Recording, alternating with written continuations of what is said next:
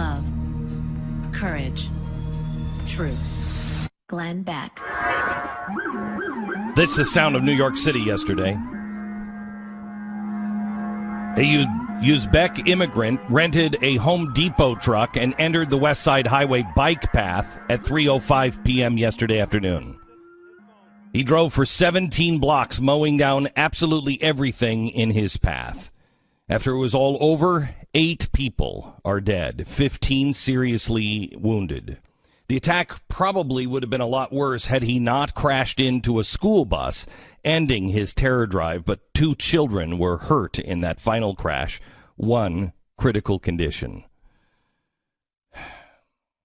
Then he jumps out of his truck, and he's holding a gun, but it's a BB gun or a paintball gun. The words Allah Akbar could be heard coming from his mouth. Suicide by cop is what he was trying. But as this morning, he is out of surgery and he is alive. Police searched the truck. He had an ISIS flag and a note pledging his allegiance to the group. America, this is our reality now. A reality our kids have grown up in for over a decade and a half. A decade and a half. If you're 15, you don't know a different world. A world where if you go to a concert, you go to a public gathering, you ride a bike, you have to pause and ask yourself, what do I do if a terrorist shows up? It's a different world. It's the new norm for our kids. Is that right? And what are we doing about it? Arguing about politics? These attacks are going to become more frequent and continue to come out of seemingly nowhere. And that might be the scariest part of this new era in Islamic terrorism. The terrorists are adapting to our security measures. Anybody who says, we got to ban guns, really? Are we going to ban trucks now? Things like explosives and guns and anything else that might draw attention. The new era. These terrorists are completely invisible. They're ghosts. This Uzbek was a legal immigrant. He was a business owner with 2 trucking companies, an Uber driver in good standing. He had 0 digital footprint, 0 social media accounts. How do you prevent this one? Well, unless you want to get into Minority Report. There's no way. Well, actually, in this particular case, we could modify our immigration policy.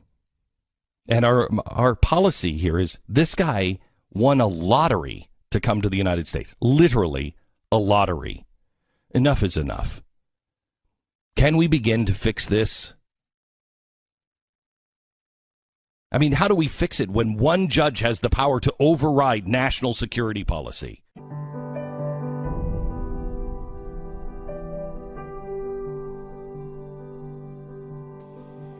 Here is de Blasio, the mayor of New York, yesterday. He says, America, you should know New Yorkers are resilient.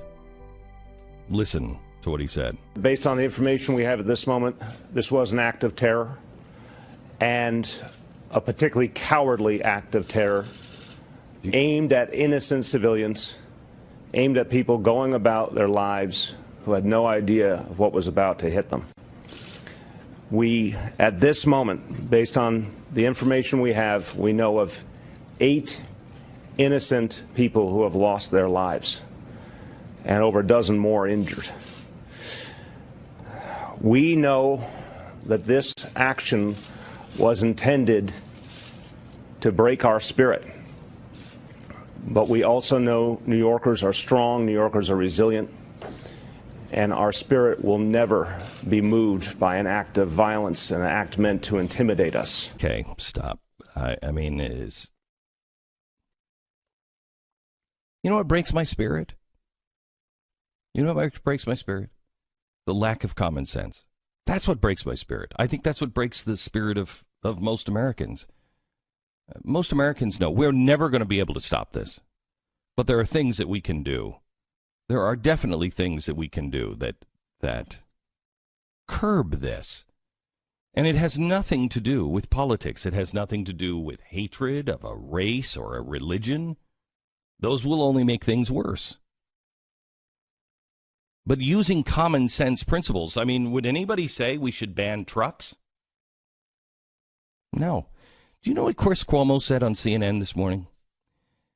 Chris Cuomo came out and said, this is the biggest terror attack since 9/11.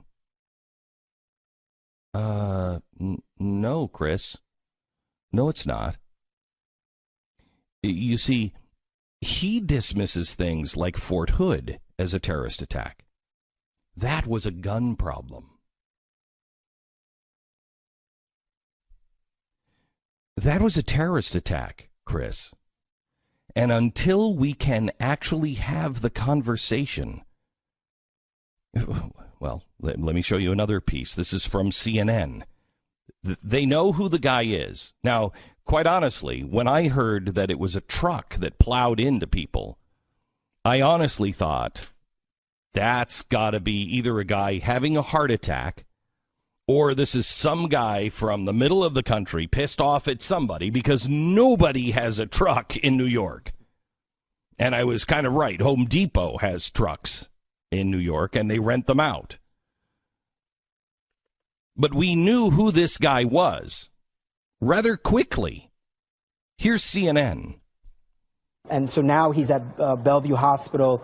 Police know who he is. They have a description of him. I'm not going to share that at the moment. Why? But they know who he is. Why? He is alive at the moment. And basically, it looks like, they're going to try and talk to him.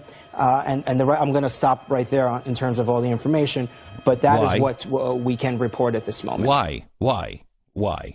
If the guy was from the South and in a truck, and he had a Confederate flag in the front seat, do you think that CNN would not have reported that information? Do you remember when we used to hope that it was a foreign terrorist and not some crazy crackpot from the United States? Do you remember when we used to hope that it wasn't one of us? Now it's like the media does everything they can to make him one of us. They almost hope that it is one of us that has done something like this.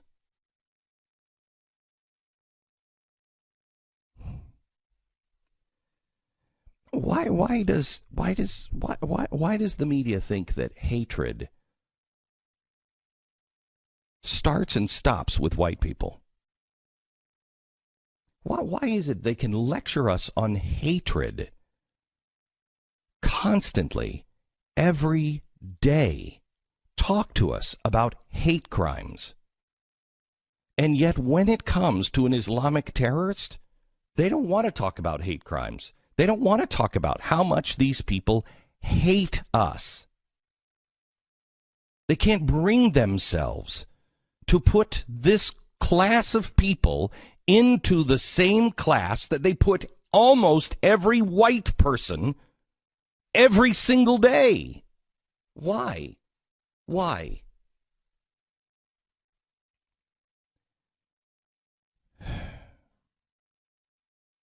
The only thing that breaks my spirit is living in a country where I know 200 million Americans get it.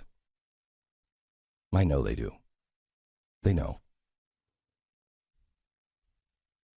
And yet we're bullied around by, what? Maybe 1 million Americans? 1 million? Who none of us would agree with. All of us would look at them as individuals and go, you're nuts, man. But because they're in positions of power, or because they can create any kind of Twitter storm, we kowtow and we become silent and we allow people to speak and act in our name and conduct themselves without any common sense whatsoever, and we just take it. Here's what happened yesterday. A guy who hates us. A guy who is so racist that he puts all people, all races. If you're a United States citizen, if you're somebody who likes freedom, let alone you're somebody who loves Jesus or just doesn't love Allah, he hates you. He believes you aren't even human. You are subhuman. And so he has the right from Allah to be able to do whatever it is he wants to do. And if he chooses to enslave you or use you as a sex object, he can.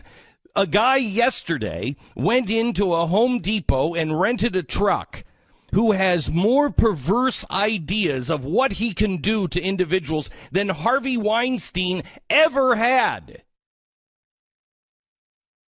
And instead of enslaving women and molesting and raping them every day because Allah says he can, what did he do? He rented a truck. And he decided just to kill people with a truck. Now, why did he use a truck? I mean, I thought it was so easy to get an automatic weapon. It's not easy to get an automatic weapon. It's not easy to get a weapon. He had a BB gun or an airsoft gun because he wanted the police to shoot him. Well, if you really want the police to shoot you, actually have an AR. Actually go out and shoot. He couldn't.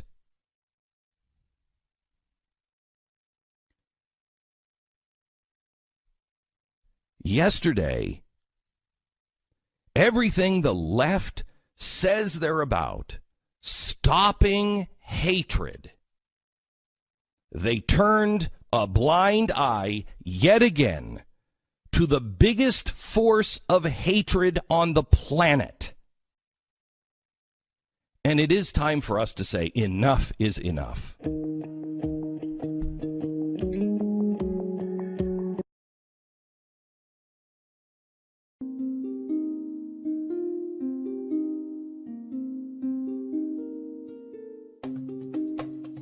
Glenn Beck. Stu and I were just talking about how sad it is that monologue will be considered by some as controversial. Well, I mean, you know, the most hateful people in the world were in Charlottesville, not Syria. No, I would put them in the same category. I would put them in the exact same category, except I would say the exact same category. Well, of hatred. I guess of hatred. I don't know if danger.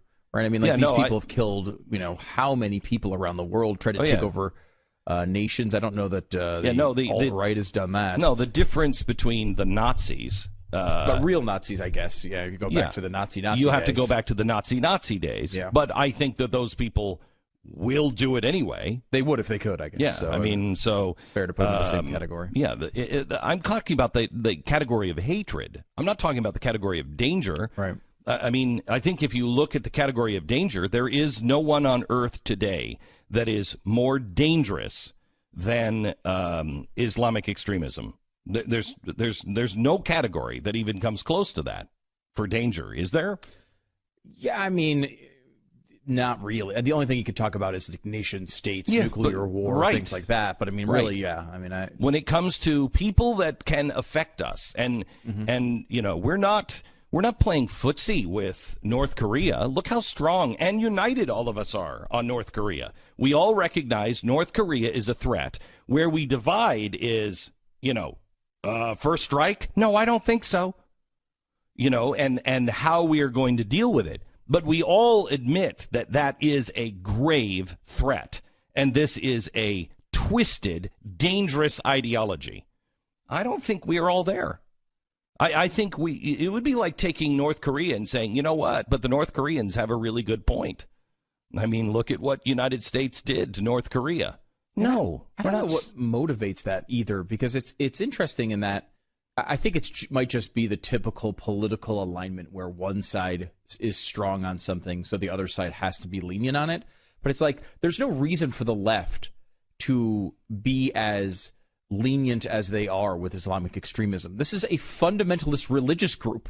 Yeah. They can't stand every fundamentalist religious group. I know. This is a group that hates women, that hates gays, that hates everything else they stand for. But for some reason, when it comes to Islamic extremists, there's constant excuse making. It really makes no sense. And here's the problem. We're only going to get better as a nation if we, first, take the beam out of our own eye. So stop excusing people on your side doing things that you think, that you know, if the other side did it, you wouldn't accept it. Stop excusing that. Take the beam out of your own eye first. Then, stop accepting other people doing it. Just don't even, you don't even have to fight them. I'm sorry, but you're completely wrong. And I love you, but you're completely wrong. You don't have to argue and fight. It's just time for the majority of Americans that know the truth. We do not hate people of different religions. We do not want to wipe all of Islam off the map. I am not a racist. I just know there are people that are members of Islamic extremist groups and mosques that hate our guts and want us dead. I'm not going to look the other way, and I'm not going to not say those things. I'm not going over the cliff with the rest of humanity. Sometimes going over the cliff means that you just start adopting crazy things and you start saying and backing crazy things. Other times you're going over the cliff because you're silent. You're not saying anything. And we have to find a way to not ratchet up the political divide, but still be on the record standing as a clock in the room going, sorry, that's not common sense. Sorry, that's wrong. Sorry, that's wrong. I know nobody here wants to hear it, but that's wrong. You don't have to get brutal. You don't have to start calling people names. You just have to state the facts. And the quieter you state the facts, the more effective you will be.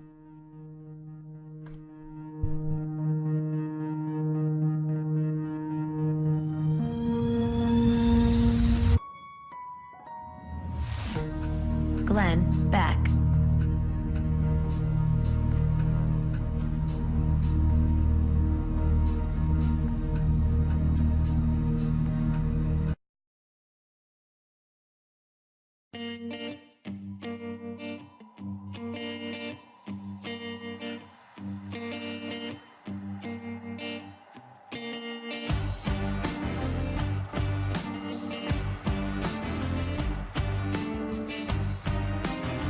This is the Glenn Beck Program.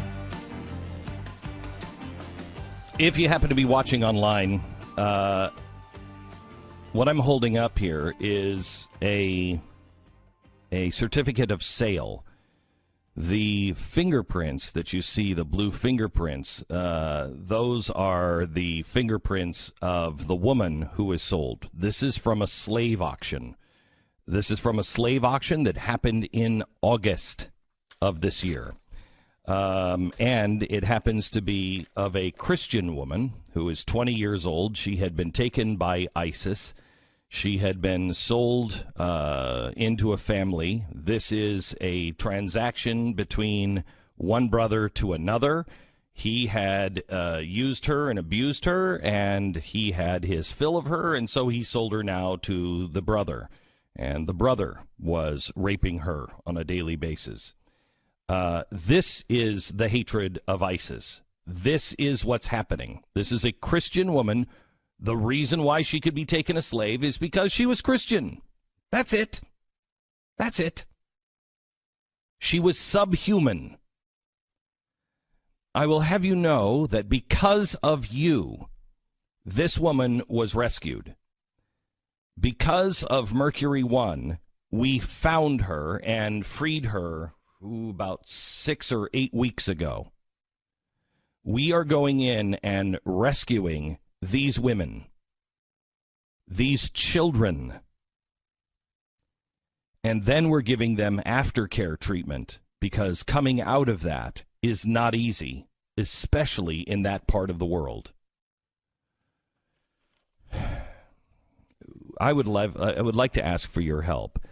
Mercury One is having a raffle, and they are having a dinner. We have our annual gala, and what I do every year is I put on a gala with Mercury One, and Tanya and I hosted, and the Norrises are going to be there. Chuck Norris and his wife, and some other invited guests are going to be coming, and we put on a big spread, and we have a big auction and everything else, and we do that to pay for all of the business end of Mercury One. So that way, when I say I want to raise money to save these women, all I can say to you, every single dime goes to that case. When I say every dime will go to the people in Houston.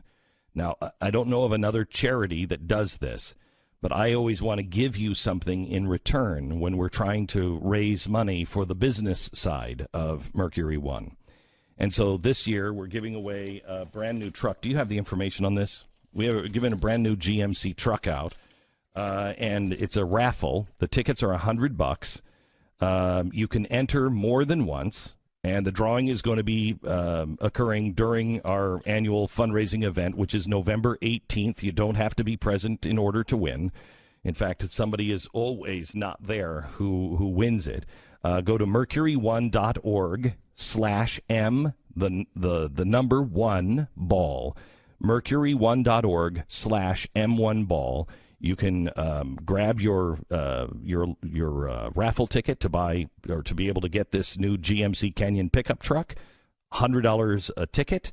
Also, you can join us if you'd like to. You can grab a couple of tickets to come to the M1 Ball. This year, Aaron Watson is going to be performing, and the tickets and information available at mercury1.org. It's important that you sacrifice a little bit and are willing to win a truck to help people. I know I am, and I think you should take a step in that direction as well. Look, I'm not going to say I'm better than you. I'm not going to say I'm more giving than you, but I would take a truck for free to help people. That's the type of person I am. Wow, you go the extra mile. Look. Wow. So you bought a raffle ticket. I will be, yes. I have not yet. I want the receipt. I'm gonna ask Mercury One to call me when they see your name on the raffle. Can I expense it? No, you can't. Then I'm paying for it. Well, no, you can't do that. I'll take the truck. You just take the.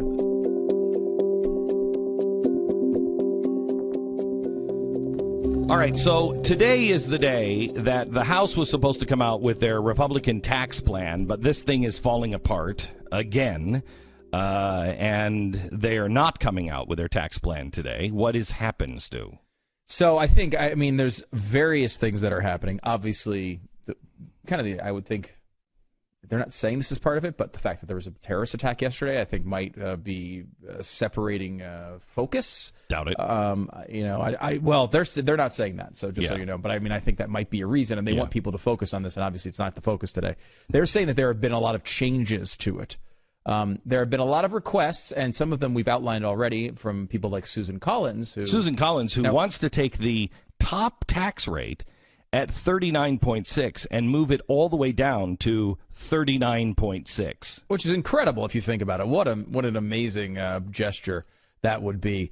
Now, this is the House one that we're talking about, so it's not Susan Collins here, but you're right, 39.6. She wanted no elimination of the death tax.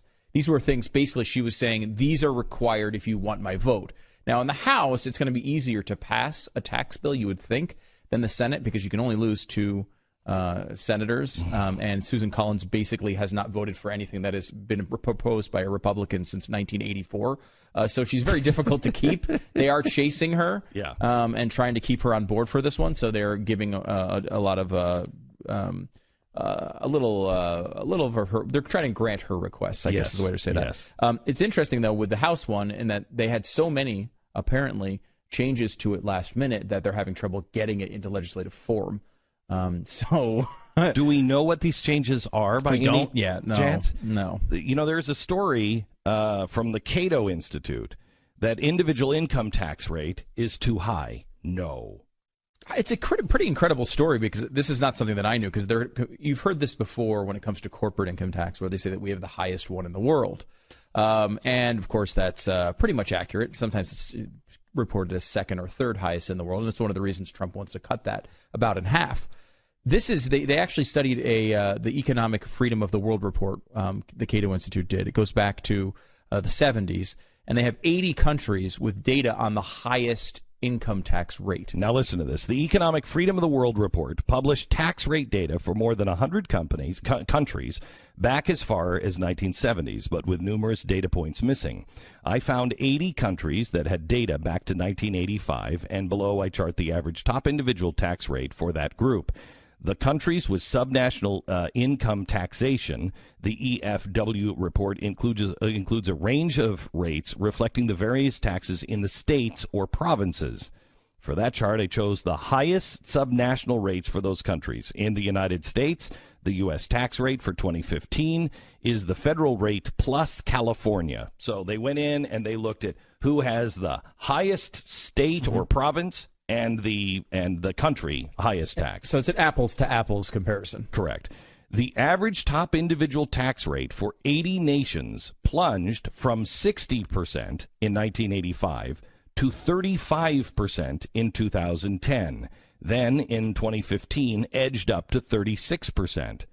The U.S. federal rate was slashed sharply in the 1980s, falling from 59% in 1985 to 42% in 1990, still higher than the other 79 nations. Our top tax rate went back up in the 1990s, then down in 2000s, and recently reached 51% in 2015, as both federal and California rates increased. Meanwhile, the rates continue to fall around the world in the 90s and the 2000s until the tax-cutting trend tapered off in recent years. So the United States is now at 51% for state, local, federal taxes, and it is at 36% in the other 80 industrialized nations. That's incredible. By the way, the largest gap in the history of this study. You look at the chart, and it is absolutely phenomenal, the gap between 36 and 51. What are we doing? And these are not going down. I mean, as the Republican tax cut package includes a tax cut from 39.6 to 39.6%. When you look at Russia with a tax rate of 15% and the free America with a tax rate of 51%, when we have 5-1 and they have 1-5, something is seriously wrong. And by the way, what is seriously wrong is our education system.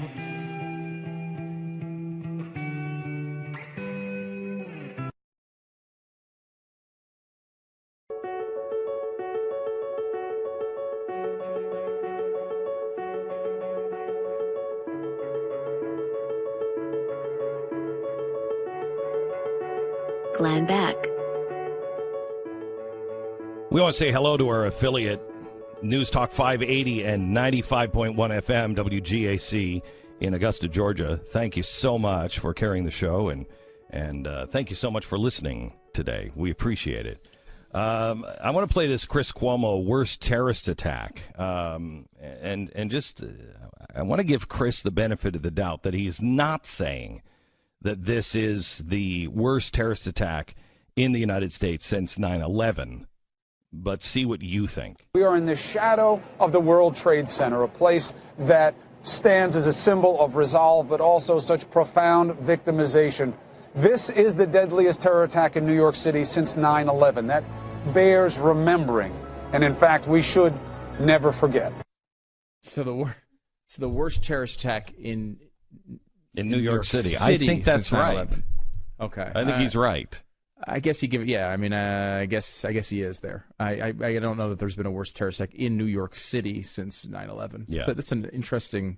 Is that the clip you heard? Because you came in this morning all fired up. Is that the clip you heard? I guess so. Okay, maybe it was. Yeah, it's amazing how we sometimes hear things, because we all do it. People on the left do it, and people on the right do it. You know somebody, you know where they're coming from, and you hear it, and you're like, no, I swear he said that. No, that's not exactly what he said. Probably fair. I will give you. If you want me to give you more bad Chris Cuomo clips, I'll do it. Oh no. Okay. I mean, there's a reason why I immediately agreed with you. I wanted to get the clip, but I immediately thought you were right because A, you usually are, and B, he usually is a moron. Yeah, no, it's true. I know, and it's sometimes fine. But I mean, it's a weird phrasing, I guess, of it. The worst terrorist attack in New York City, I guess. Yeah, no, I don't think that's weird. Yeah. No, I mean, again, put yourself in New York City in the shoes. I mean, these are New York City people, right? Yeah, these are New York. So. They're New Yorkers. They don't think of the rest of the country always. If it happens there, it happens. If it happens across the river, I'm not sure if it's real or not. I mean, it's there's this weird thing about Manhattan that when you're in Manhattan, that's the whole world. That is the whole world. You don't want to go across the river. But people would say it's so weird. You fall into it so quickly. It's happening in New Jersey. Oh, I don't want to go all the way to New Jersey. Oh, New Jersey, the east side. Yeah. If you're on the west side, to go to the east side seems like you can literally walk easily. I could walk from the west side to the east side, and you don't do it. You're like, no, that's crazy. That's what? You want to go to Alaska next? Yeah, like I have a friend who constantly has business in like Singapore. And he's like, he works for a big hotel company, so he's all over the world. And I think of the same way about his flights from Dallas to Singapore as most New Yorkers think of going from the west side to the east side. Like, it just seems like that's an impossible task. Can humans do these things? That is really the way it goes. But yeah, no, it's a different culture there, obviously. But I mean, I giving him the benefit of the doubt there, I think he's obviously, I can't think of it. There have been other certainly plotted attacks against New York City, but I mean, if you're talking about actual deaths, that probably does apply. Today, it looks like Google and Facebook and Apple are going to be testifying about what did they know and when did they know it, and what they are going to do to stop countries like Russia from influencing the United States. This could have profound impact on all of us and freedom of speech. And we're going to talk to one of the former Google ethicists. I didn't even know they had them. I'm glad to hear they did. This guy left because he was like, no, they don't get it. But he's going to be on with us and tell us a little what to expect and what to watch for in Washington today. Glenn Beck.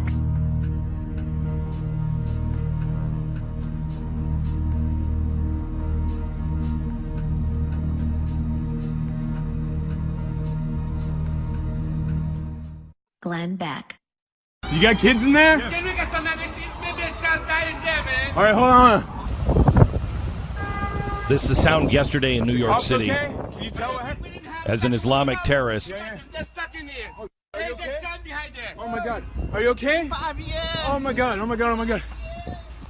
Slammed into the back of a school bus. Oh my God. 2 kids were hurt. One seriously critical condition today. Right here. So what are we talking about?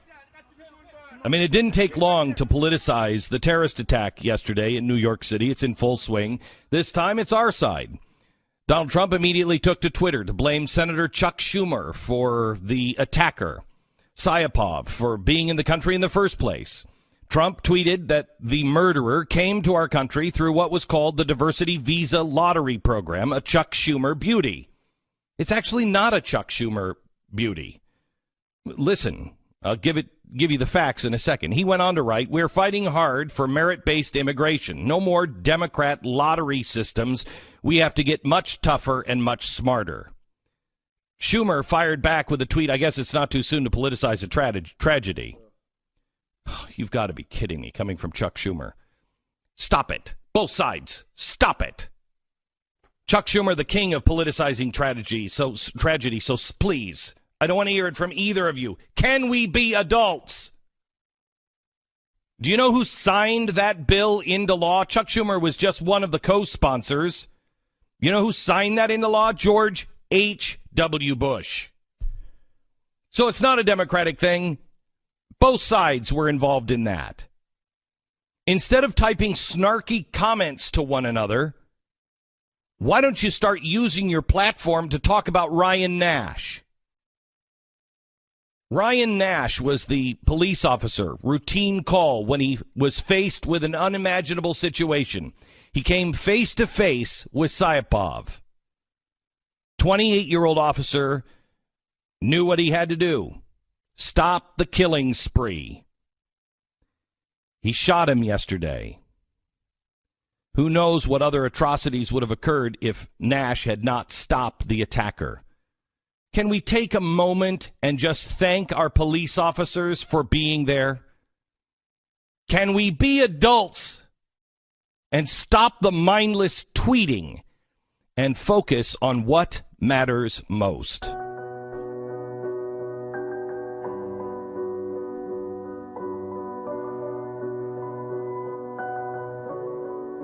It's Wednesday, November 1st. You're listening to the Glenn Beck program.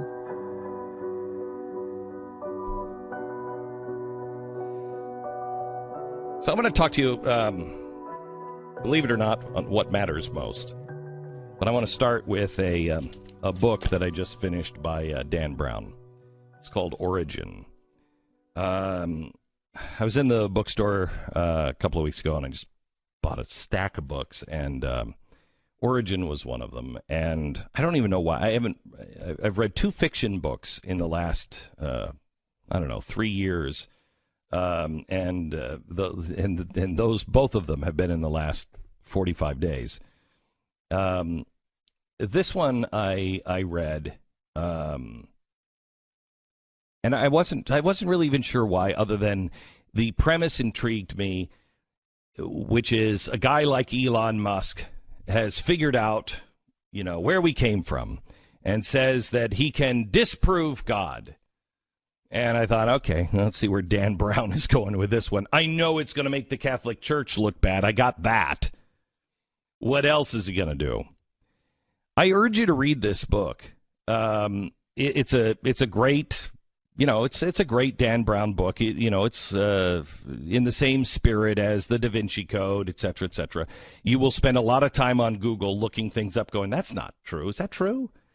And believe me, I spent a lot of time on Google, and a lot of the stuff in it is true. I mean, it's a real faction book rather than fiction. It's got a lot of truth to it, and you'll learn a lot about history and everything else that you didn't know. I don't want to wreck this, but the discovery is not so great. However, the point that they make on humanity and how life is going to change. Very early on, you are introduced to an AI that is this Elon Musk's right-hand man. And nobody even knows he's AI at the beginning, because he only is calling and, talking to people on the phone or on headsets, et cetera, and everybody thinks he's a real guy. And early on, you find out that he's not a real guy. He's AI. And the premise of the book is there is real trouble coming our way. And I want you to read this book because it puts it into fiction, but in a way that,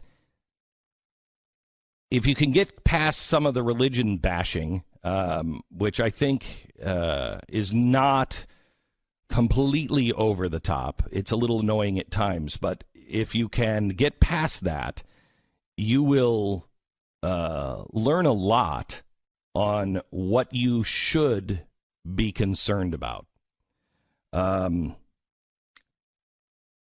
A friend of mine sent me something from what's called Modeling Economics. And this writer, this economist, is worried about the fragmentation of society, along with a few other things. He said, lately my life has been completely packed with speeches and meetings and in-depth, often lengthy conversations and ongoing research. But I'm always asked, what's on the top of your mind? What are you thinking about? What keeps you up at night? It's become an emotional question for me because the answer doesn't come easily. It's complex and more than a little unsettling. It's evolving out of the research and writing that I am doing about the age of transformation. Now, this guy is he's cut from my same cloth, so you would know. He is not a catastrophist like I am. I always look for the catastrophe in things. I'm the guy who you don't want on the first half of the ride of the Titanic, but you definitely want me, as we're getting the lifeboats. I'm the guy on the way to the iceberg going, this thing is going down and there's not enough lifeboats. Once we hit the iceberg, I'm like, we're going to make it. We're going to be fine. Don't worry. Just everybody get into a lifeboat. I'm an optimistic catastrophist. And he strikes me as the same kind of guy. And he said, we are going to see massive technological changes in the next 20 years. We will see more change and improvement in the next 20 years than we've seen in the last 100. Now, think of that. Remember, it's been almost 17 years now since September 11th. It's been 20 years. Think how fast that has gone. We are going to see more technological change in the next 20 years, I contend in the next 10, than we've seen in the last 100. He said, let's start out with the good news. In 1820, some 94% of the world's population lived in extreme poverty. 94% of the world's population lived in extreme poverty. By 1990, that figure was 35%. In 2015, the extreme poverty number was only 9.6%. Think of that. Now, what brought us there? Capitalism. When you can go in 1820 to 94% of the world living in extreme poverty, and it had always been that way, and one thing changes. Freedom comes to the world for the first time. Freedom and security for the first time under our Constitution. And now it's at 9.6. 40% of those who remain impoverished live just in two countries, Nigeria and India, both of which are growing rapidly and will see their extreme poverty significantly decrease in the next 20 years. There is research to show that on a global basis, the poor are getting richer faster than any other group. Let me say that again. There is research that shows that on a global basis, the poor are getting richer faster than any other group.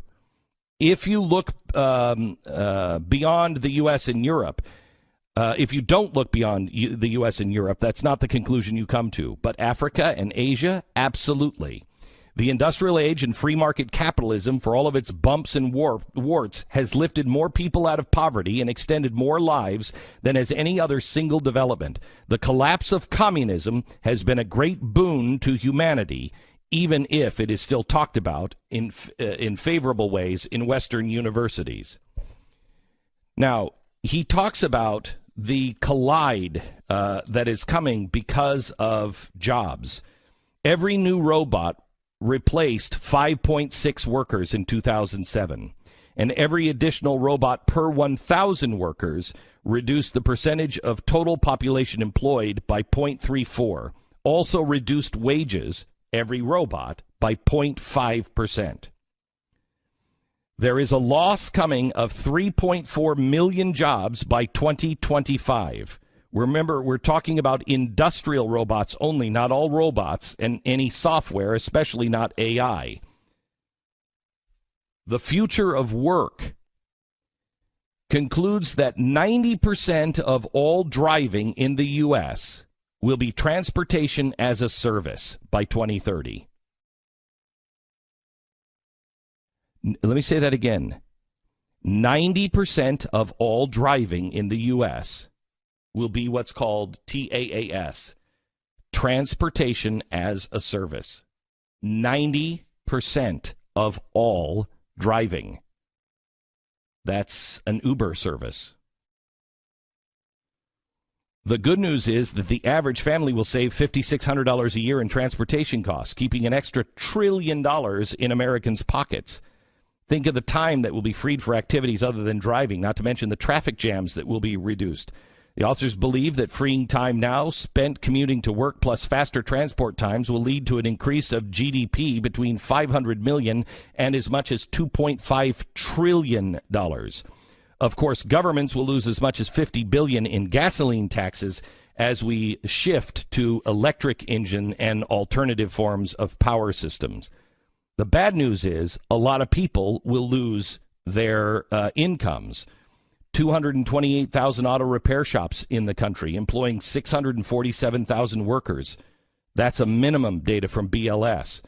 When a new car will last for 1 million miles and have fewer than 30 moving parts, what are we going to do in auto repair jobs? The auto industry employs 1.25 million people directly, another 7.25 million indirectly. Not all driving jobs will be lost, but the authors estimate that about 5 million jobs with a reduction in national income of $200 billion. And if we need fewer cars, the estimated new vehicle annual unit sales will drop by 70% by 2030 to around 5.6 million vehicles versus the 18 million that will be sold 10 years prior in 2020. So what happens to all of those jobs? He's talking about a massive, massive loss of income and a massive loss of jobs and businesses that are starting to close down. But then he gets to something that is really disturbing, and that is the fragmentation of our society. We'll get to that in a second.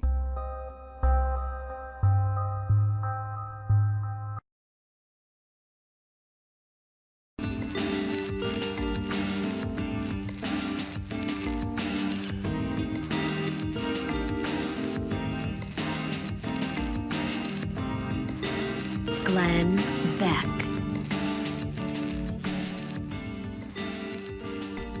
Social media is changing us fundamentally.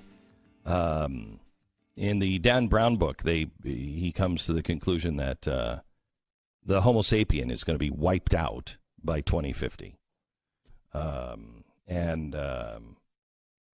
It's actually a compelling case. It's actually a really compelling case. Now, there's a lot of optimism in that. But when you hear and you read in that book why he's saying that, you're like, I think I can see that.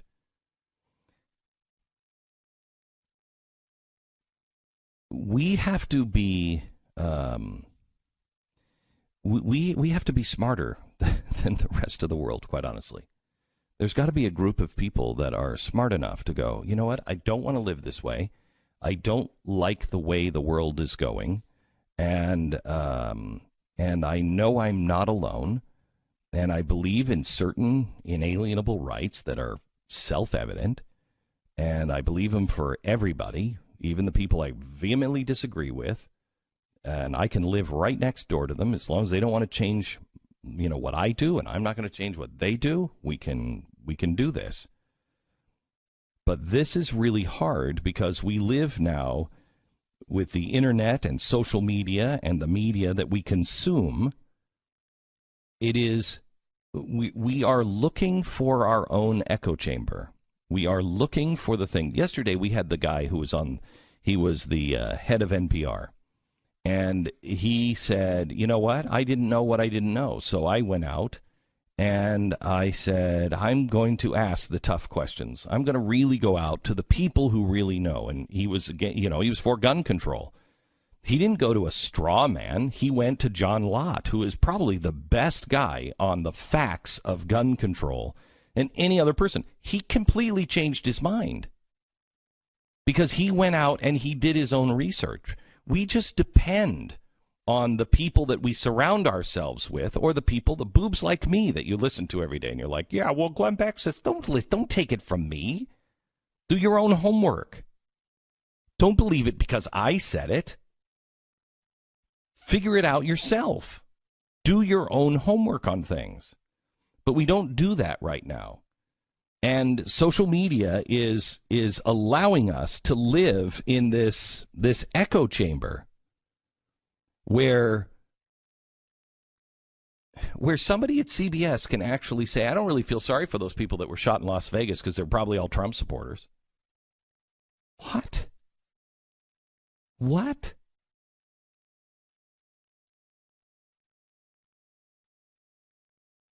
Antifa can call for the killing of whites, cops,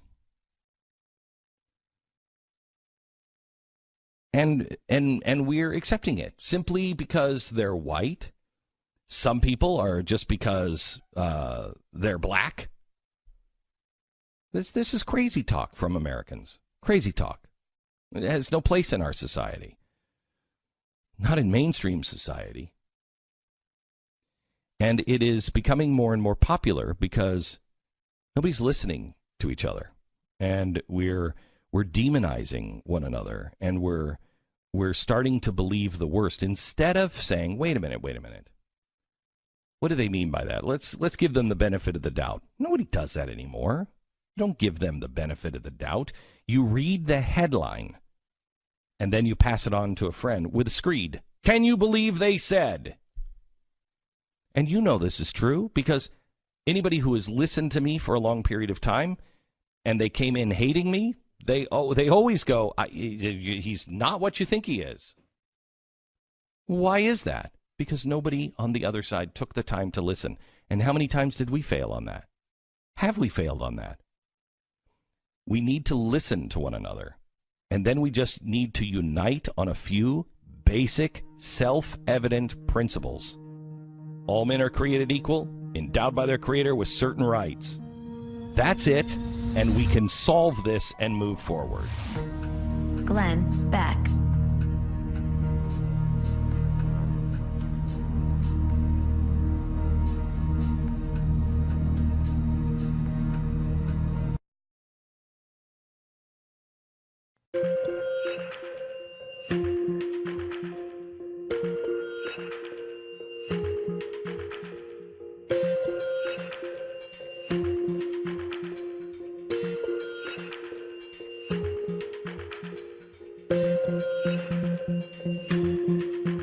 This is the Glenn Beck Program. What is Bitcoin up to today? Was it 6,500, I think, yesterday? About 6,500 now, yeah.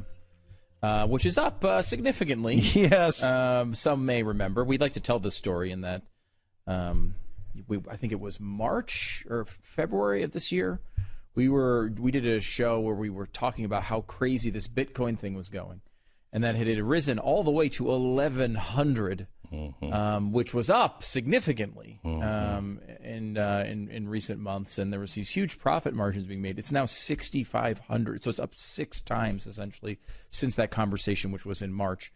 And when Donald Trump took the escalator, the golden escalator down to announce his candidacy, which, I mean, does seem like a zillion years ago, but was not. It was only, March 2015. Bitcoin was about $200 a Bitcoin. It is now $6,600. So there was some money to be made there. Can you compare this to anything else, like a stock or? Well, yeah. Can you compare Every it to time we talk about Bitcoin, people like to compare it to tulips, which I know. There was of course, tulip craze. If you don't know what this is, in Holland in the 1600s, people decided that tulips could be used as money, tulip bulbs. And people were exchanging tulip bulbs literally for houses. And some people said, no, this is really not a good idea. You can't base your currency on tulip bulbs. And they're like, have you seen our tulips? They're really great. They're great tulips. And it came crashing down. And you really don't want a currency that can wither away and die. No, you don't. No, you kind don't. of a bad idea. And this one is, at least at that one, you in the end had a tulip bulb. Right. This one you have nothing. So it's a lot. I understand the skepticism. There's really smart people out there who have made a lot of money, billionaires who think this is nuts. I mean, Warren Buffett thinks it's bad. He's the guy who comes to mind every time because most people can't even explain what Bitcoin is. Yeah, and it's difficult. I think this would be a good idea for a chalkboard series. If you haven't watched the TV show the last couple of weeks, and this week in particular, we've been doing these chalkboard series trying to explain things that you hear about all the time, but maybe your friends don't understand or you don't know all the deep history about it. And it goes over an entire week. This week was socialism. We went into a lot of stuff. I mean, we talk about socialism, and we've talked about it a million times. There's a lot of stuff this week in this series that I had never heard before. Me too. And trying to make it a little bit interesting and we try to make it fun and everything, so you can understand it and you can watch it with your kids and teach them what socialism is. And today is part 3 of the 4-part series, and part 3 today is on the times that socialism goes bad, and that's always. Yeah. And we've left one country out, because we're saving that for the 4th episode. Which airs tomorrow. So you can see all of them at TheBlaze.com/TV. It's we've had a lot of people lately telling us that these things are just worth the subscription. This, despite all the other programming that's on, including Pad and everything else that we have. But back to Bitcoin, because I think that would be a good week-long series to kind of explain it and go through to people. Go through the entire process of what the heck this means. What does it mean for the future of the economy? So I would say, and I know I'm playing into it. First of all, I'm an investor in Bitcoin, so you just know. I just put a very small amount of money into buying Bitcoins because I think everybody should have something. But literally, I describe this to my friends. Plan a weekend where you and your wife are getting away and you're going to, go and stay at a nice hotel and have dinner out. Whatever you can afford. Whatever you can afford. Not where you're putting yourself, but, you've saved up for a couple of months maybe.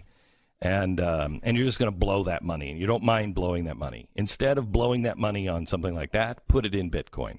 Something that you're willing to just lose and walk away and go, well, it's a fun adventure. Could have worked.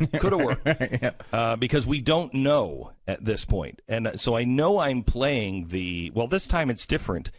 But in a way, this time is different because everything is fundamentally changing to going to a virtual world.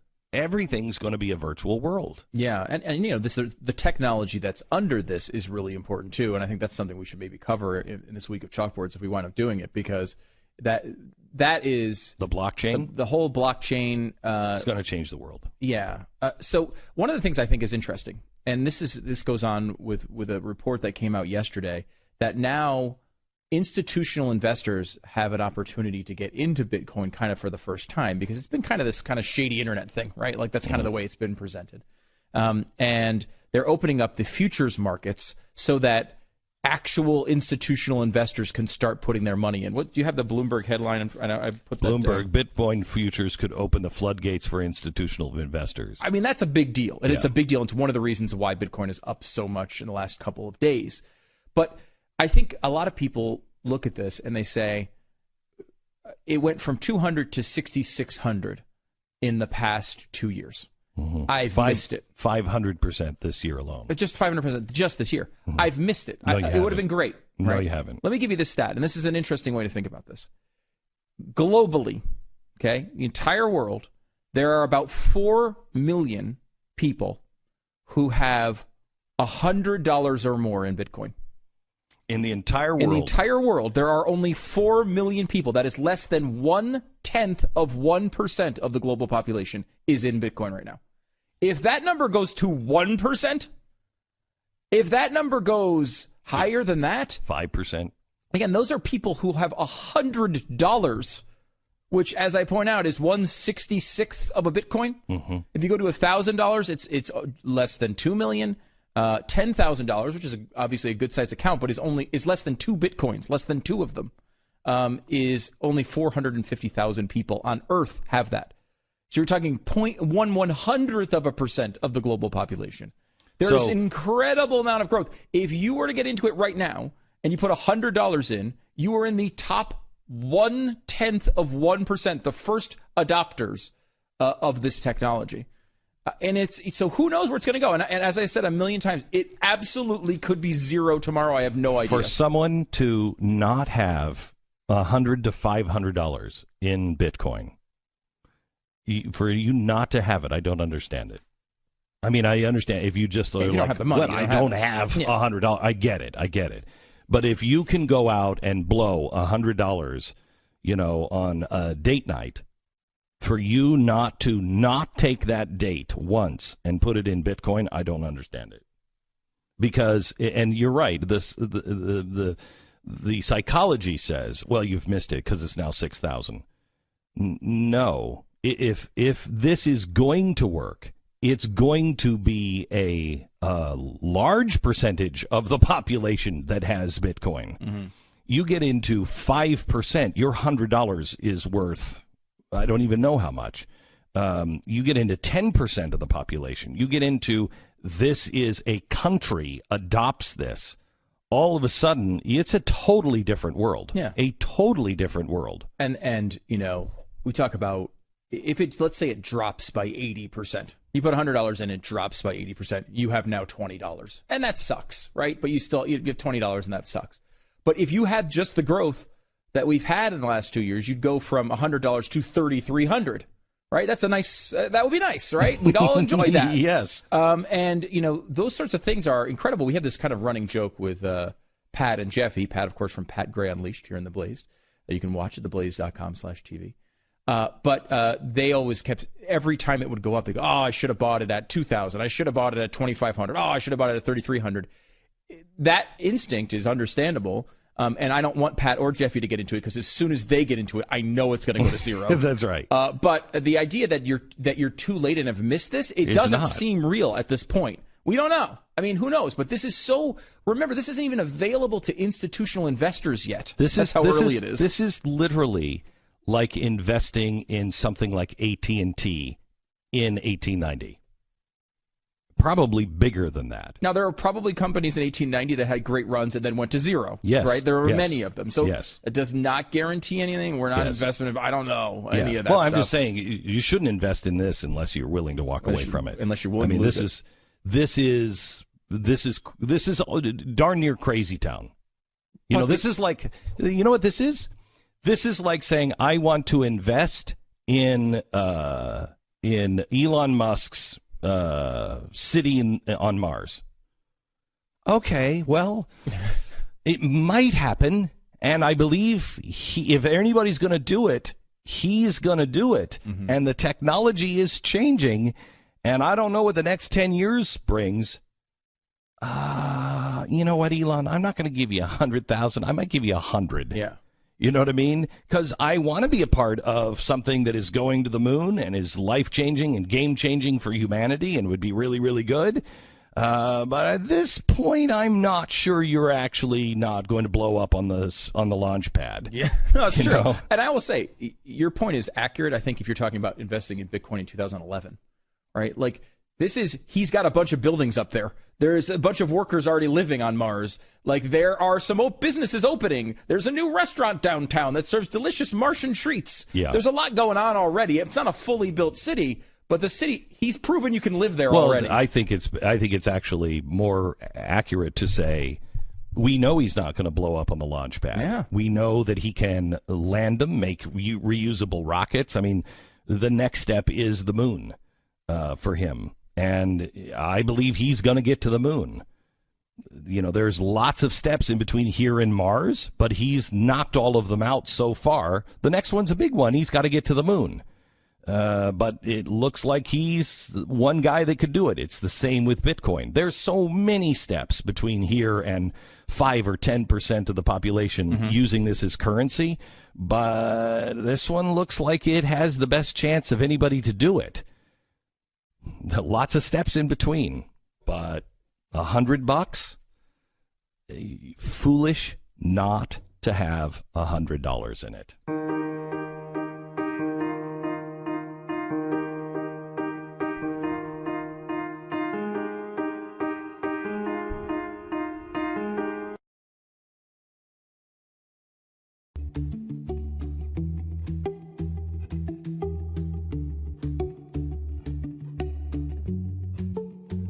Glenn Beck. Stu's been obsessing on this for about an hour now. I've designated many of our resources to make sure that I'm not completely insane. Okay, so Stu came in this morning and said, "You wouldn't believe what Chris Cuomo said. I'm listening to Chris Cuomo this morning," and I'm like, "Well, why?" And he said, the terrorist attacks yesterday are the largest in New York City. So since 9/11. And actually, I said, well, they are. And he said, no, he didn't say New York City, though. He said the largest since 9/11. Yeah. So do we have the original Chris Cuomo worst terror attack by any chance? This is the initial one that we found. Last hour. We are in the shadow of the World Trade Center, a place that stands as a symbol of resolve, but also such profound victimization. This is the deadliest terror attack in New York City since 9/11. That Okay, since 9/11. Remembering. And so I said to Stu, you're wrong. Right. And so then someone sent me on Twitter, Chris Cuomo had tweeted, deadliest attacks since 9/11, once again underneath an absolutely cloudless, perfect sky. So again, so he did say it. So here is another clip of him saying a very similar thing. This is the thing, I think the thing I heard. Here's Chris Cuomo Part 2, worst terrorist attack. Here we are once again in downtown Manhattan. This, of course, right in the shadow of the Freedom Tower. This is right where 9/11 struck us, and now we have the deadliest successful, if you want to call it, attack since 9/11. Another day with a perfect sky destroyed. Okay, so he did not say New York City. Now he said he was in Manhattan, but he did not. He didn't specify. So you give him a benefit of the doubt. That's what he meant, maybe, but it's not what he said, and not what he tweeted. Yeah. Both his what he said on the air and what he tweeted, and then later on he said, if we have Part 3 available real quick, it's about 18 seconds. Chris Cuomo Part 3. It's not 9/11. This really takes you back. The phone calls from people, who couldn't find their loved ones, the cell towers or whatever. They weren't able, maybe there was a flood of traffic. They couldn't get through. People with their kids in that school. It's not 9/11. It's nothing like 9/11 in terms of the scope of devastation that we suffered that day. There we go. Glenn Beck.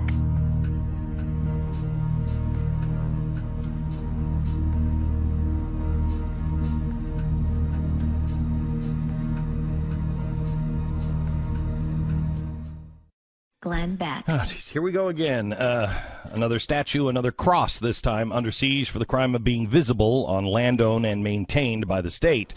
This time it is the Peace Cross in Bladensburg, Maryland. Now, why is the cross even in the news? Because the battle over it may end up in the Supreme Court, and the decision could affect similar memorials all over the country.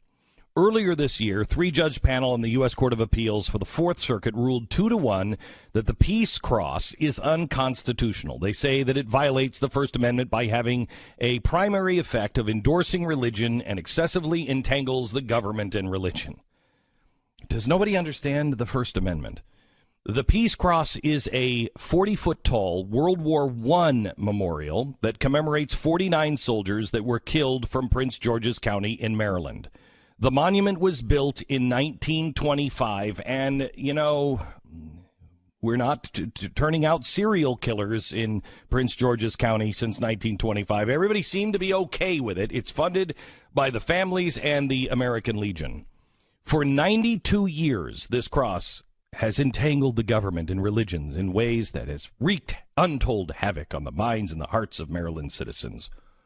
Or not.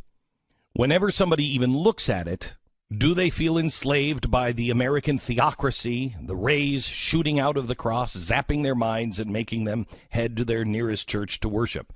Have you been to Prince George's County lately? It's obviously very ineffective. But this kind of manipulation has got to be shut down. Opponents of the Peace Cross are not actually worried about protecting the First Amendment. This is a case, I believe, of anti-Christian bigotry. The female manager of the pawn shop near the Peace Cross said, "We heard they may be taking it down. I just disagree with it. It doesn't bother anybody around here. I worry nobody's going to remember them," meaning the World War I soldiers. You can't remember something you cannot see, which is exactly the outcome the opponents of the Peace Cross are hoping for. Are you aware at all of the Pact of Forgetting? It was a Spanish political decision in 1975. We're going to make a pact to forget about Franco. Why is fascism on the rise in Europe? One of the reasons: people in Spain never learned about Franco and the death camps and the slaves that he had billed Spain. If you forget something, you are destined to repeat it.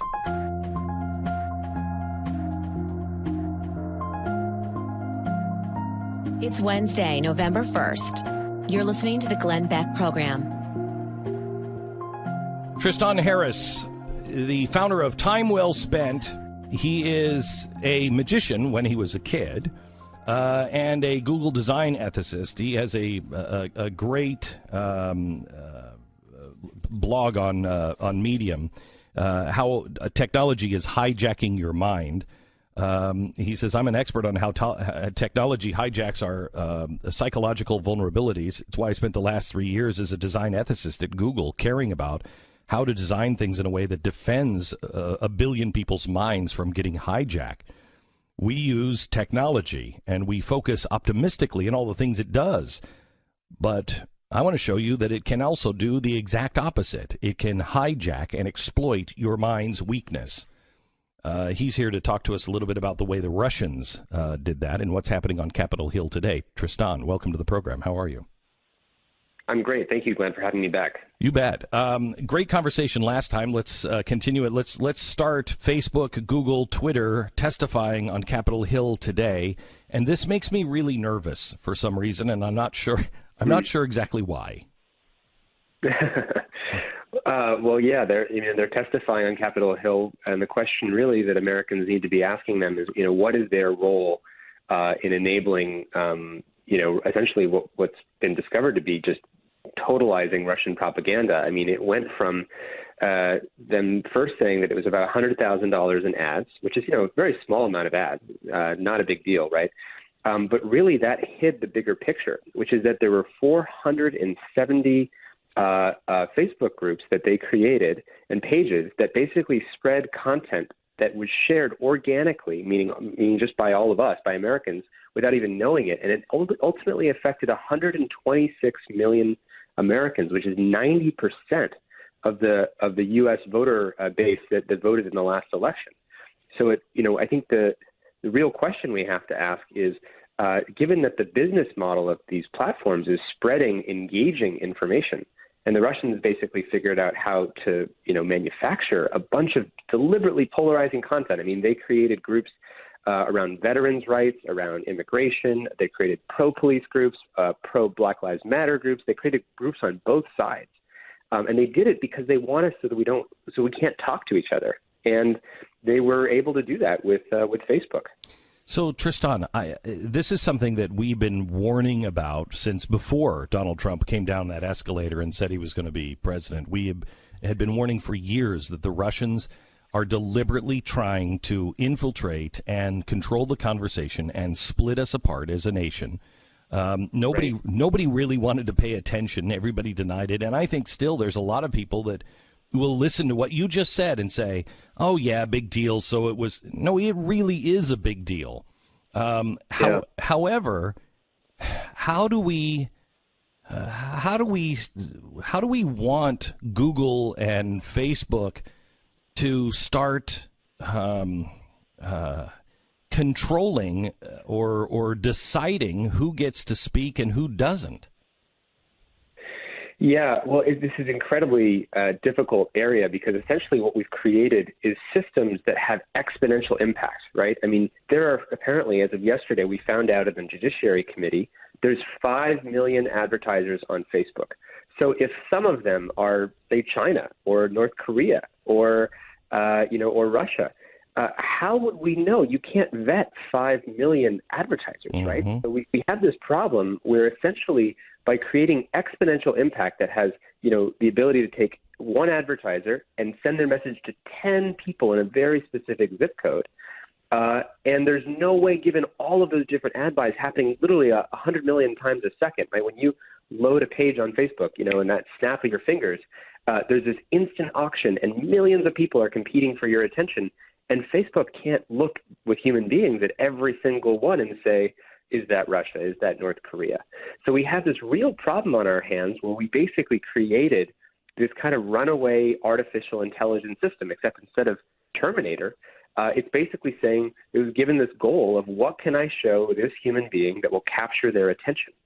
And it works really, really well, but it's not aligned with our democracy because what's good for capturing just your attention basically is not the same as what's good at capturing everyone else's attention. So it takes society like a paper shredder through, it takes the whole society as an input and spits out this sort of shredded society that only listens to its own information as an output. So what we really need to do is change the structure of Facebook in terms of who's paying. Because if we're the product, which we are, our eyeballs are sold to advertisers, which means that their business model is basically to keep us addicted so that they can keep selling our eyeballs to advertisers. If with that arrangement, we're kind of screwed unless we change who's paying who. One option is to have people pay Facebook, but we're not going to be very happy about that because we've been getting it for free. And another option to have governments pay Facebook, but that doesn't feel right either. The challenge is we find ourselves indebted into a situation where, we don't like the current situation. We don't want to regulate free speech, but we also don't like the status quo because we honestly, Glenn, I really believe we can't survive when the business model is basically catering to an individual's attention, because the most difficult thing for society is we have to be able to talk to each other and basically have open minds and say, well, what do you believe and what do I believe? And Facebook basically shreds that process because we don't even listen to the same information anymore. I'm also concerned that, the government has pretty much stayed out of Silicon Valley for a long time, mainly because they're a bunch of adults that don't even understand technology. I mean, I've talked to people in Washington and their eyes glaze over the minute you start talking about anything. I mean, at my level, and they just don't understand it. You're just like, oh, dear God, we're in trouble. But now they're starting to pay attention because it affects them. They see the power of how it can affect people. And once the government gets involved, they will make sure that it helps them.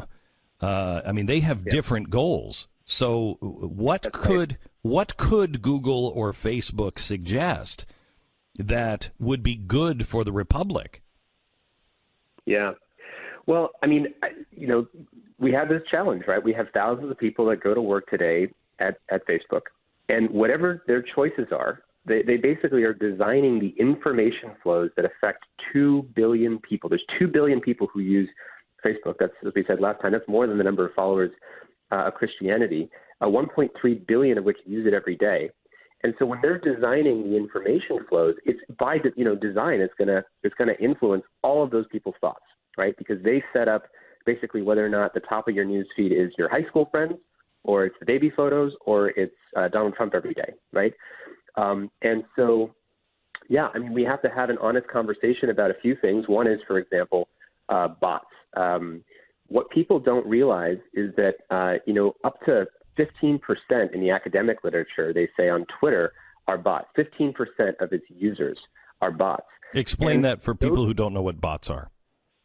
Yeah, bots are basically things that when you click on a page on Twitter, you see Glenn Beck or whatever, and it looks like it's you, it's got your photo, but you click on someone else and it looks like they're, Asian American living in Kansas or something like that. And they're actually not. It's just a fake photo, and it's a fake profile. And the profile's run by a computer, which is called a bot. And the thing is that 15% of Twitter's users, claimed users, are actually bots. Now, the problem is that there's this ability to create manufactured consensus. So when you see, someone tweet something, whether it's the president or it's someone else, you can have hundreds of thousands of people like it that are not people, but they're actually bots. So you can manufacture the sense that, these certain messages are popular. You can also make conspiracies become trending. And if you make it trend, you can make it true. So the reason I'm bringing this up is one thing we can do is make sure that we make it we should have total disclosure for bots. So just think of it like a Blade Runner law. I mean, if you're seeing Blade Runner, which is out right now, it's all about these, how do we know that someone is a human or a bot or a cyborg?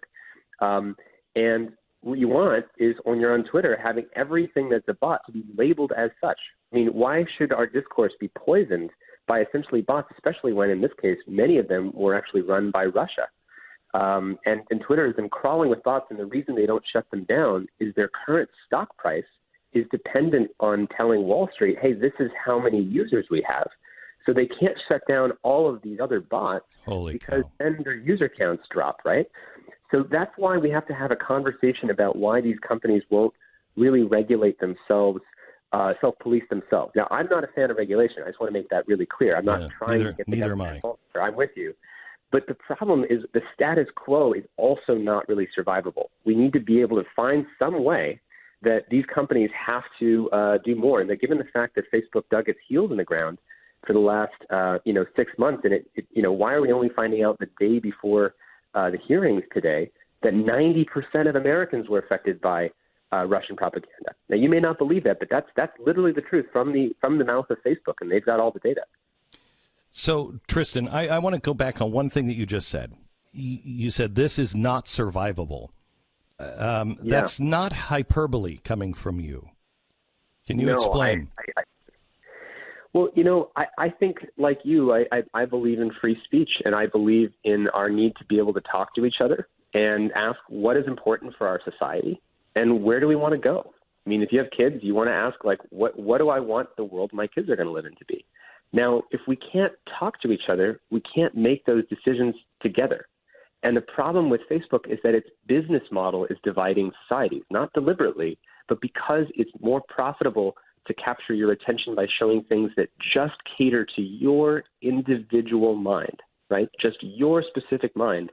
By default, it means that every person is only looking at a feed that's related to their world. So it's shredding society into these echo chambers where we only see our own beliefs. And I think the danger of that is if we can't talk to each other, then there's violence. And I don't want to go there. But the point here is we need Facebook and these other companies to be basically, instead of designing to shred our attention and capture it individually, to be designing for the most empowering and enhanced public square we've ever built. Because it is the new public square. It's not just a product we use. Given the scale of people who use these products, it is the public square. Now, the question is, who's going to pay for that? And also, who's to say what the public square is? We want these young California guys at Facebook designing the public square for 2 billion people. So it really brings in huge questions about governance and how do you have what someone calls, these companies are like private superpowers. They don't have militaries, but they have more influence, certainly on people's daily thoughts than any government in history that I know. They also, at least Apple, owns more treasuries than most countries do. So they have more T-bills that they could dump if they wanted to get nasty as well. I mean, they are amassing enormous amounts of power. Tristan, go ahead. No, go on. I just want to thank you for being on with us, and hope we can continue our conversation. It's extremely important what you're talking about and what you're doing. Thank you so much. Absolutely. Tristan Harris, founder of Time Well Spent.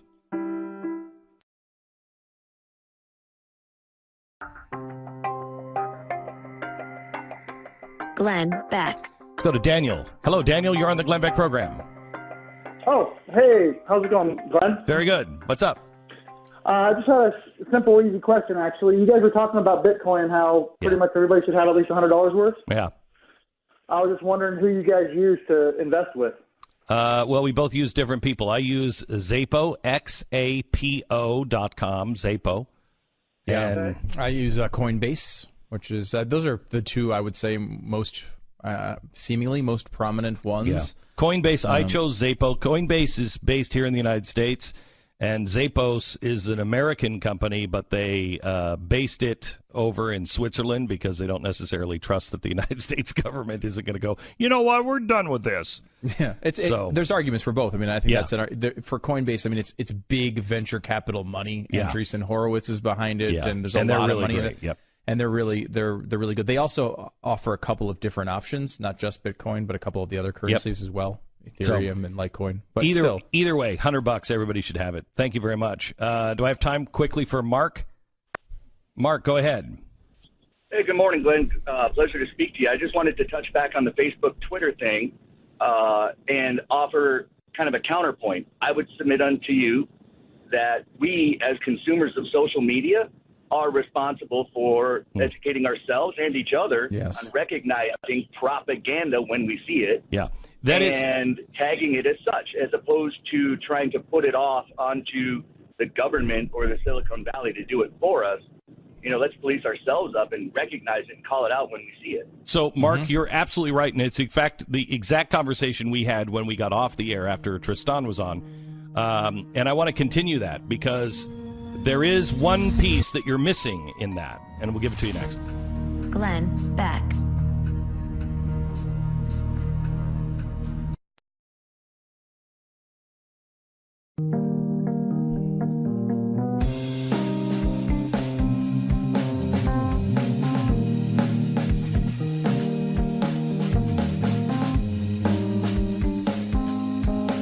You're listening to the Glenn Beck Program.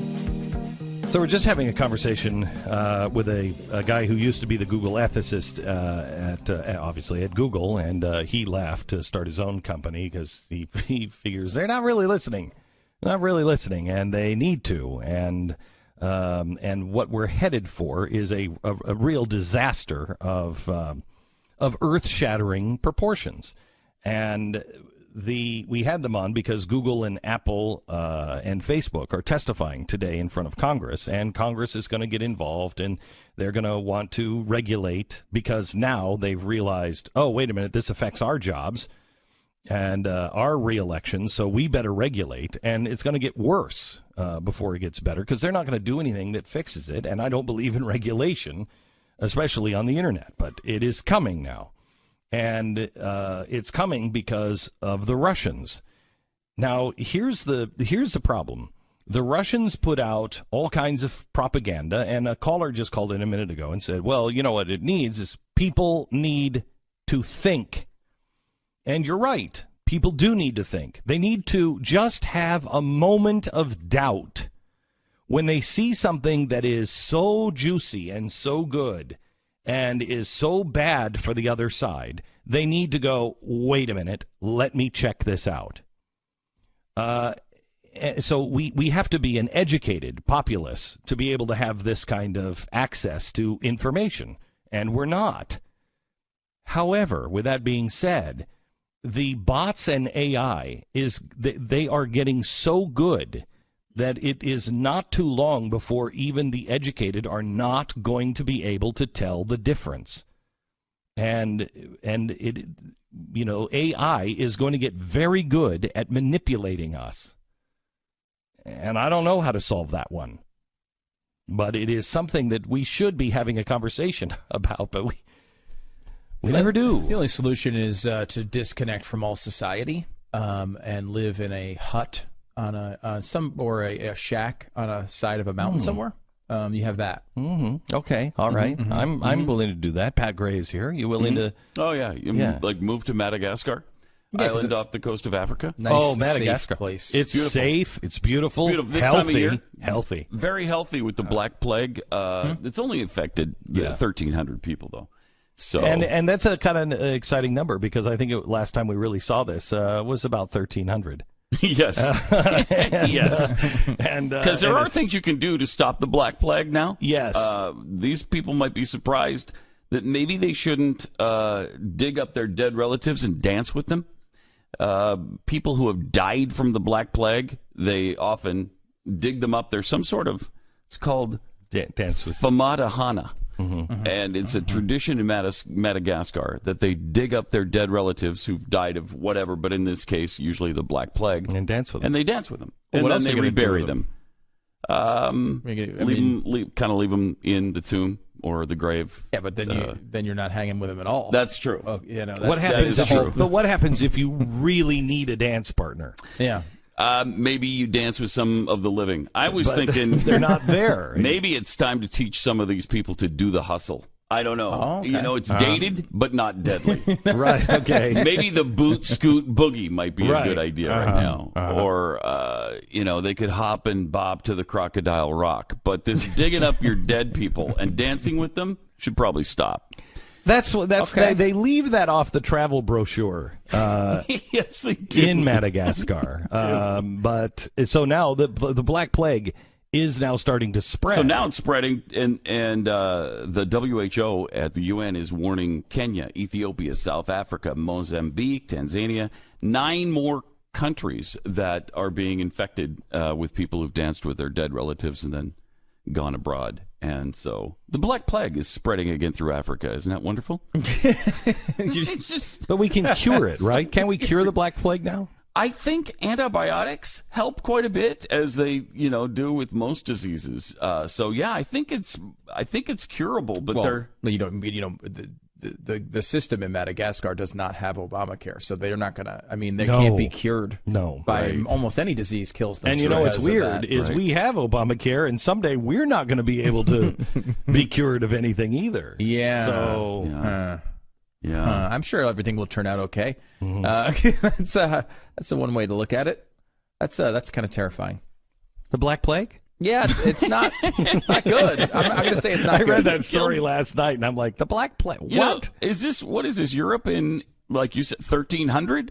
Where, was it 30 million people died? They think half the population of Europe died from the Black Plague.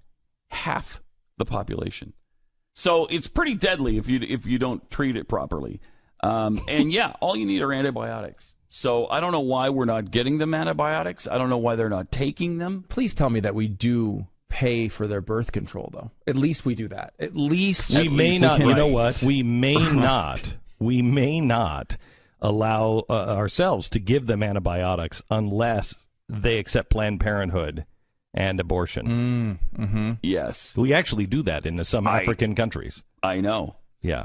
Well, it's just interesting to look at the difference, right? I mean, like, look at what the rest of the world is actually dealing with, and then we have our politicians telling us that if we do not pay for birth control, which costs $4 a month at Walmart, it's the equivalent of genocide against women. Yeah. And then this is what people are actually dealing with around the world. The Black freaking Plague is returning. Well, you remember the testimony of what's her name that caused Rush so much trouble because he said something about Sandra Fluke. Yeah, Sandra Fluke. Yeah. She claimed that her friend had paid $3,500 a year for birth control. We figured that would be like 84,000 condoms or something. Right. That's like sex 18 times a day. Assuming that she was probably spending it on some other form, but that was not a requirement, right? Yes. Because, I mean, that's not necessarily 18,000 different partners. No, not necessarily. Yeah. It's true. Could be the same partner several times. Yes. Yeah.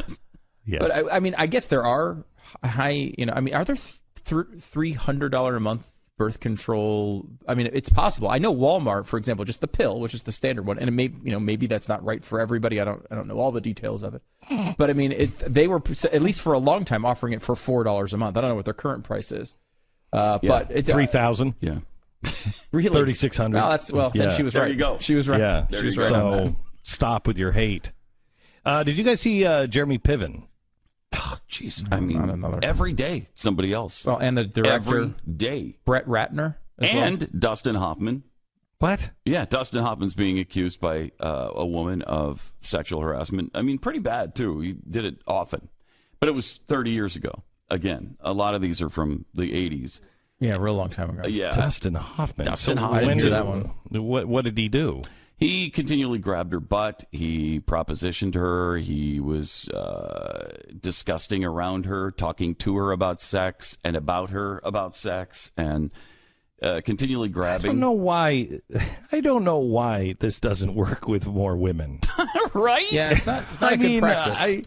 Wow, you mean What guys think that works? You don't appreciate it when I just grab you in a sexual place and talk disgusting things? How picky are these women today? I know. And 30 years ago. Yes.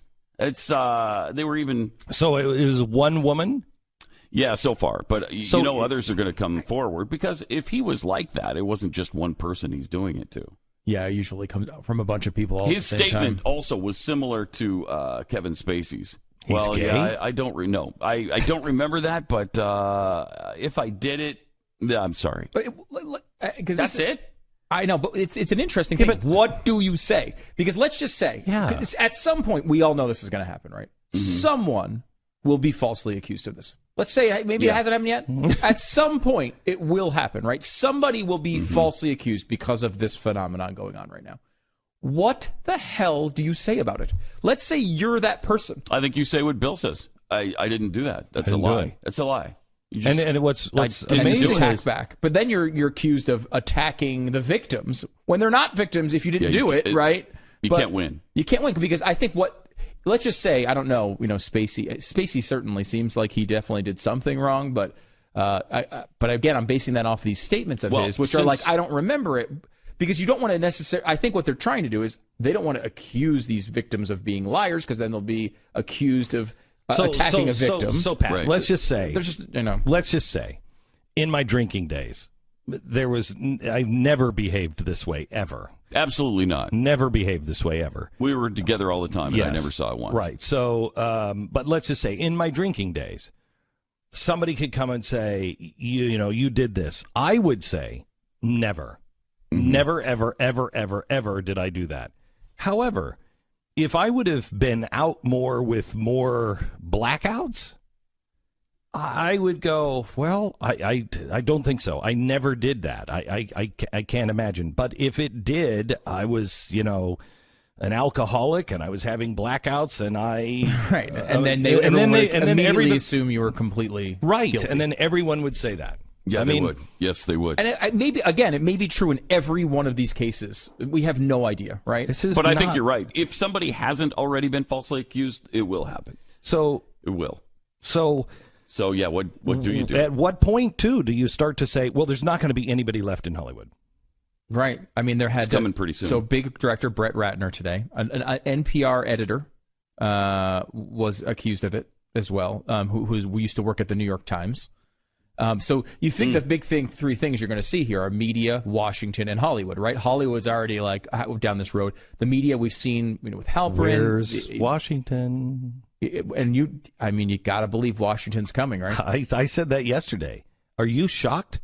We know people in Washington who tell us stories. Mm-hmm. There's nothing coming out on these guys? There was one woman who, one of the representatives in California said when she was a staffer, she was harassed. And then someone pointed out that one of her current staffers has also been accused of harassment. Wow. It's just, I don't know what you even, at some point like this, something's going to give here. I mean, it happened in the college arena where it got so completely ridiculous.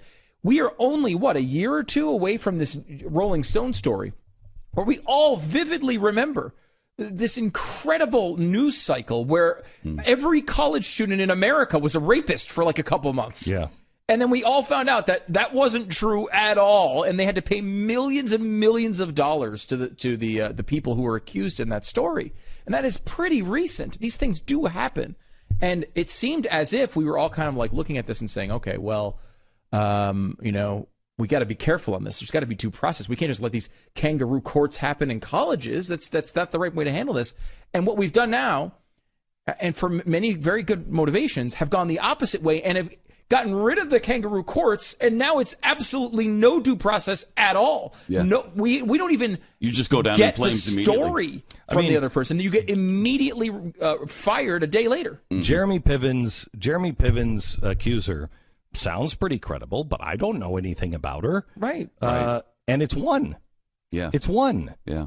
Did you read that there is an actor, a fairly young actor, who is saying that there isn't a boy in Hollywood or a young man in Hollywood who hasn't encountered predatory behavior by actors and directors. So the male homosexual angle is going to get big too, I think. We're going to hear a lot about that. Bet you not. You don't think so? You think that's swept that part under the rug? Yeah. I bet you not. Maybe you're right, because nobody's talking about it much yet. And he said virtually everybody has been abused. Every young boy coming up and every young man. That's amazing, if that's true. The gay agenda, if you will, I think will do everything they can. Look how they came out against Kevin Spacey and say, "How dare you? Yeah. How dare you say so. that?" Yeah, because that's something that people have they fought really hard to break that. Yes, and say no, that's a pervert. That's not a homosexual. That's a total pervert. And I think that one's going to be hard because that will have so much political correct stuff all the way around it. And I wonder if it's going to happen in Washington because of the. I mean, everyone has told me House of Cards is exactly true, with an exception of possibly the murders. I mean, possibly. All right. And in the Clintons' case, no. You don't even exclude that. Go away. Thank you, Pat.